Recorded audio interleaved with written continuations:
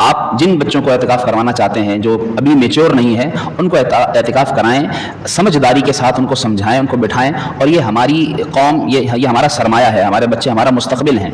अगर इन्हें हम भगा देंगे और इन्हें हम कहेंगे नहीं अभी तुम बड़े हो जाओ, आपको पता है बड़े होने के बाद कौन कितना एतिकाफ़ बैठ रहा है, मुझे बताइए। उस पर इतनी ज़िम्मेदारियाँ आ जाती हैं, तो फिर वो जो है ना वो सोचता भी नहीं है। शादी के बाद तो वैसे ही उसके पास मुश्किलात आ जाती हैं, और थोड़ा वो बड़ा होता है, जब 18-20 साल की उम्र से निकलता है तो उसको दुनिया दिख जाती है। यही बच्चे होते हैं जिनको मस्जिद आने का शौक़ होता है, तो उनको शौक़ से आने दीजिए। आएँ, समझें, बैठकर सीखें। यहाँ सीखेंगे तो उन्हें कम से कम अक़ायद का कुछ तो पता चलेगा, कुछ तो वो माहौल पाएंगे, कुछ तो उनका जहन बनेगा।